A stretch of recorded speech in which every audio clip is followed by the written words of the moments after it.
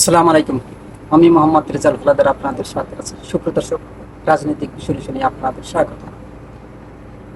আপনারা জানেন যে 2024 সালে ছাত্র জনতার গণ অভ্যুত্থানের সাবেক প্রধানমন্ত্রী শেখ হাসিনা 5ই আগস্ট বাংলাদেশ ছেড়ে ভারতে পালিয়ে গেছে এবং তার সাথে হাজার হাজার নেতাকর্মী, আওয়ামী লীগের নেতাকর্মীরা পালিয়ে গেছে। কিন্তু সেই জুলাইকে নিয়ে প্রতিশ্রুতি দিয়ে তারেক রহমান কথা দিয়ে কথা রাখেনি। আসলে কথা আছে না, আমাদের দেশে হবে সেই ছেলে কবে, কথাই না বড় হয়ে কাজে বড় হবে। আগে ভিডিওটা দেখুন, পরে আমরা বিস্তারিত আলোচনা করছি। আজ এই হাজারো মানুষের সামনে দাঁড়িয়ে এই মিডিয়ার সামনে পরিষ্কারভাবে আমি আবারও বলে দিতে চাই, সংসদের দক্ষিণ প্লাজায় দাঁড়িয়ে বাংলাদেশ জাতীয়তাবাদী দল যে জুলাই সনদে সই করে এসেছে, সেই জুলাই সনদের প্রত্যেকটি শব্দ, প্রত্যেকটি অক্ষর আমরা ইনশাআল্লাহ এক এক করে বাস্তবায়ন করব। যাই হোক, তারেক রহমান বলছেন যে জুলাইয়ে যে সনদে সই করে তারা আসছেন সেটা অক্ষরে অক্ষরে পালন করবে। কিন্তু ওইদিকে স্বরাষ্ট্রমন্ত্রী আমাদের সালাউদ্দিন সাহেব তিনি জুলাইকে নিয়ে মানে কটূক্তি করে।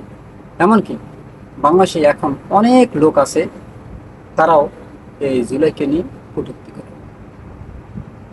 মানে এই মানে বাস্তবায়ন করা তো দূরের কথা, জুলাই যোদ্ধাদের যে প্রতিশ্রুতি তিনি তারেক রহমান দিয়েছেন তা বাস্তবায়ন করবে কিনা তা আদৌ জানি না। তবে এটা নিয়ে বরং আরও মানে ট্রোল করতেছে, যেমন সরকার দলীয় লোক এবং আপনারা জানেন যে যারা পালিয়ে গেছে ছাত্র জনতার গণ অভ্যুত্থানে আওয়ামী লীগের লোক অনেক আছেন। আপনারা জানেন যে গত পরশু সামাজিক যোগাযোগ মাধ্যমে একটা ভিডিও ভাইরাল হয়েছে যে শান্তা ফারজানাকে ঠাকুর মানে সে আয়াস নামের যে জুলাই যোদ্ধা তিনি।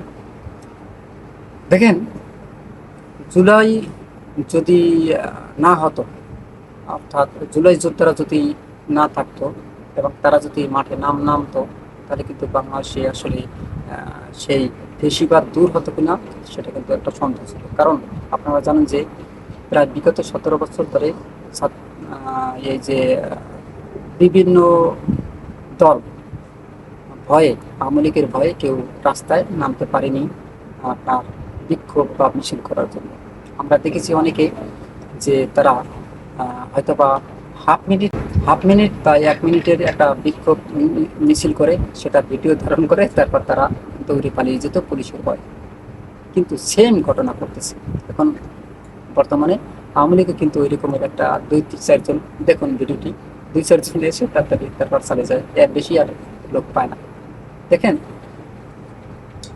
বাংলাদেশের বর্তমান যে সরকার গঠন হয়েছে, যদি স্বরাষ্ট্রমন্ত্রী সালাউদ্দিন সাহেব তিনি বলছেন যে সংবিধান ছাড়া কোনো কিছুই সম্ভব না, তাহলে সংবিধান যদি মানতে হয় তাহলে কিন্তু এখনও বাংলাদেশের প্রধানমন্ত্রী শেখ হাসিনা এবং ডক্টর ইউনূসও কিন্তু মানে প্রধান উপদেষ্টা আছে, সেটাও অবৈধ।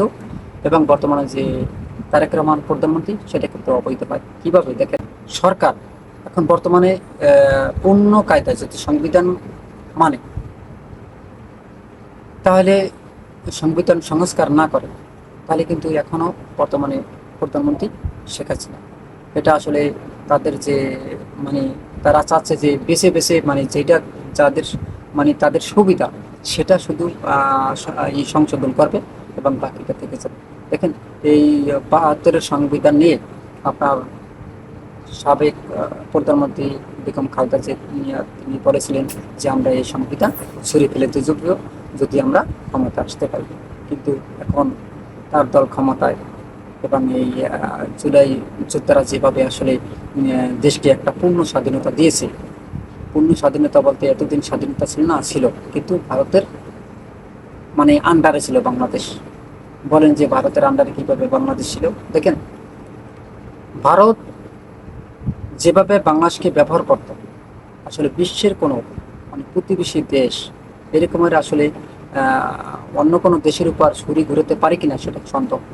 সামান্য একটা ভারতের বিরুদ্ধে এই যে আপনার আবরার একটা স্ট্যাটাস দেওয়ার কারণে ফেসবুকে তাকে পিটিয়ে মেরে ফেলেছে, সারা রাত নির্যাতন করে।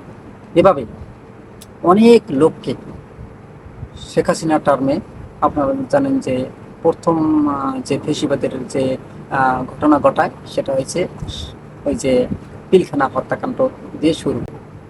পিলখানা হত্যাকাণ্ড আপনার সেখানে রর এজেন্টরা ঢোকে, সেখানে কিন্তু বিএসএফের যত আর্মির অফিসার ছিল সকলকে মেরে একদম সাফ করে, তারপর কিন্তু আপনার এই স্বৈরাচারিতা শুরু করে।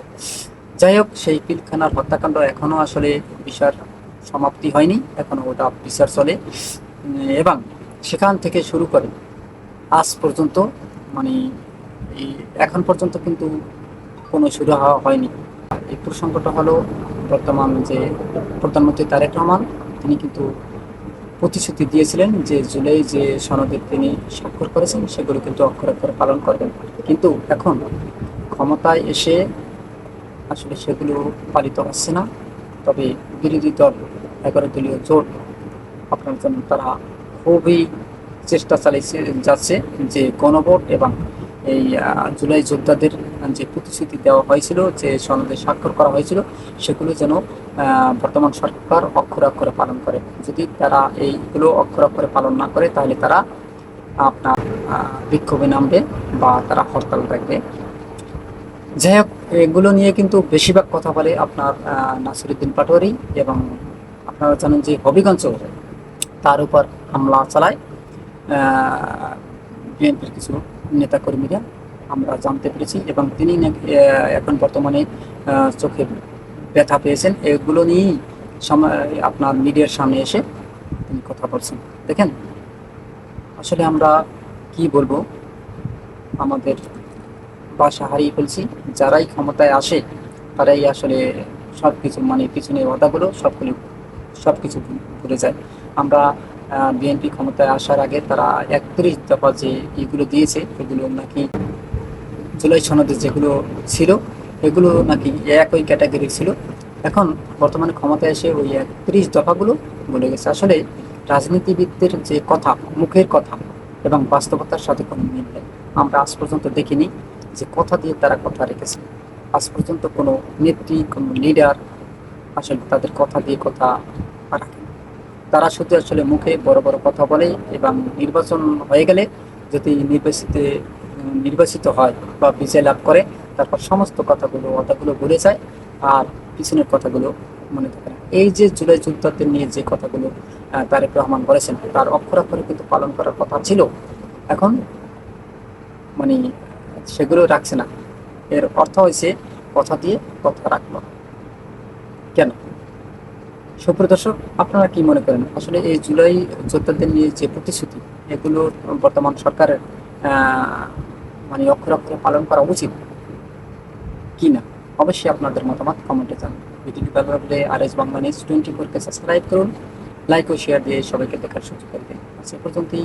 আসসালামু আলাইকুম রহমতুল্লাহি ওয়া বারাকাতুহু।